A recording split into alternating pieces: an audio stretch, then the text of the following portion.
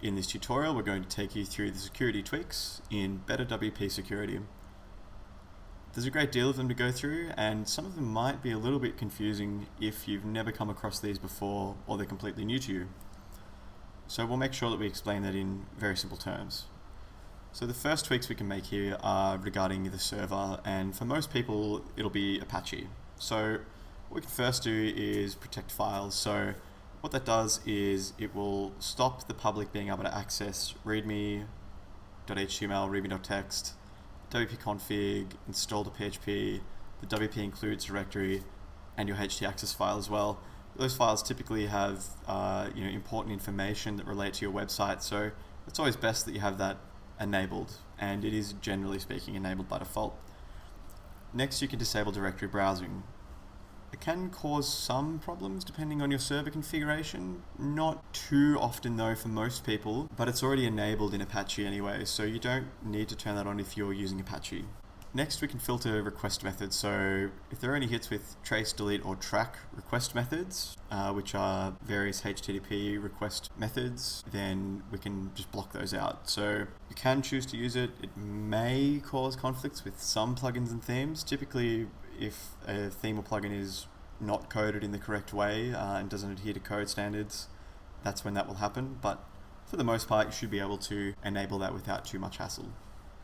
Next, you can choose to filter suspicious query strings. So to show you what a query string is, if we just look to the URL bar on this page here up the top, we can see at the end of it after admin.php we have a question mark and then page equals Better WP Security System Tweaks. So that's a query string. So if there are any that are suspicious to the plugin, then you can choose to filter those out, which I think is reasonably handy. I think it's a good feature to enable. And the next option we have there is to filter non-English characters. So if there are any non-English characters in the query string, they can be blocked. Now, of course, if you have a website and it's in a language other than English, you shouldn't enable that. So even if you use an English site, you never know, you might have some accented characters sometimes. So it's arguably best to leave that off anyway. So we've made our changes there. We'll just save those.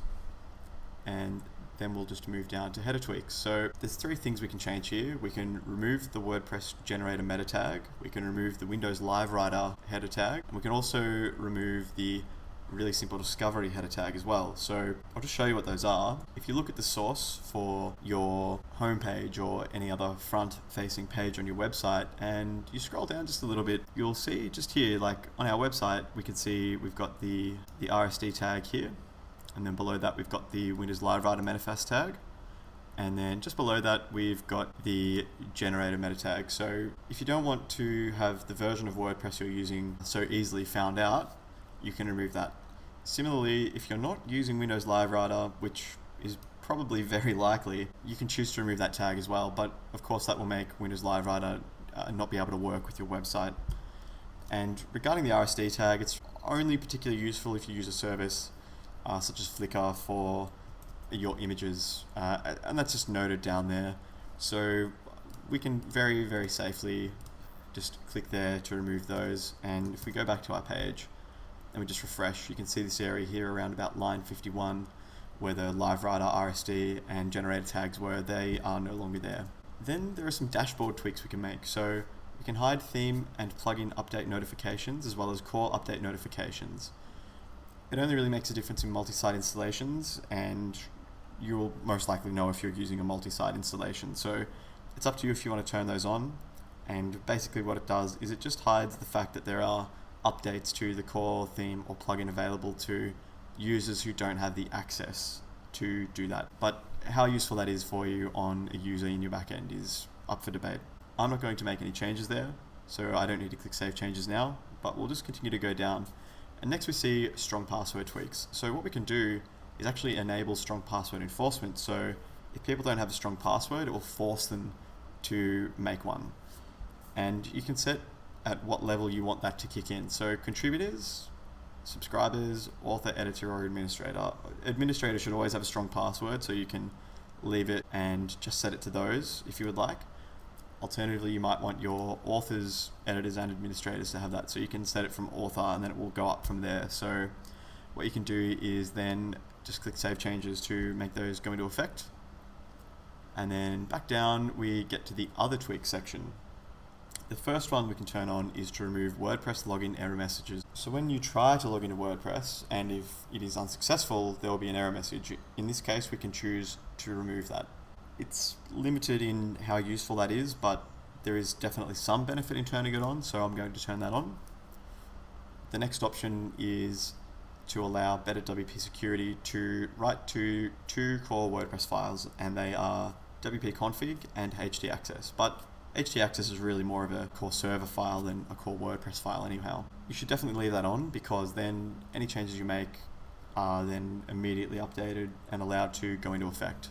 The next option we have is to reduce comment spam. So the way this works is that if there are any people, or most likely bots, trying to make spam comments on your website for whatever reason, this plugin can actually set to disable them from doing that, because in most instances they'll come with no referrer or without a user agent that can be identified. So it's pretty handy to turn on. Comment spam is definitely a problem, so I'm going to turn that on. The next option we have is to remove write permissions from htaccess and wp-config. It'll stop scripts and users from being able to write to those two files. It can still be overcome, but it's still a good way of strengthening your website. It changes the file permissions to those particular files. It can cause some plugin and theme conflicts. For most people, it's probably okay though. I'm just going to leave this one off for the moment.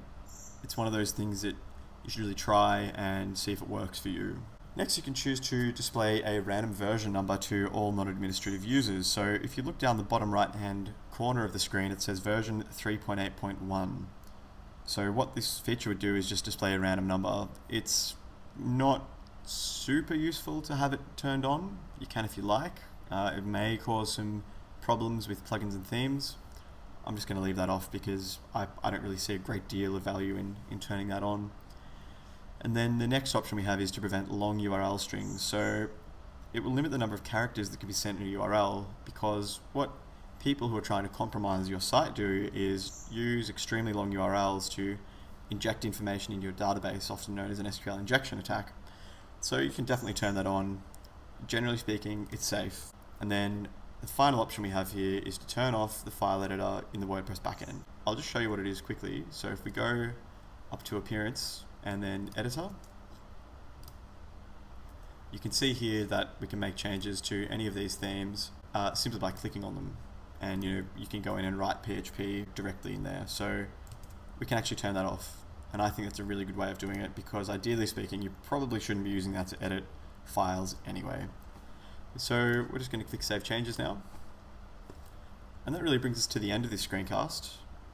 We've taken a look through the security tweaks that we can perform in Better WP Security and how they can help strengthen your site's security. So if you have any questions about this or anything else regarding the plugin, please feel free to ask in the comments.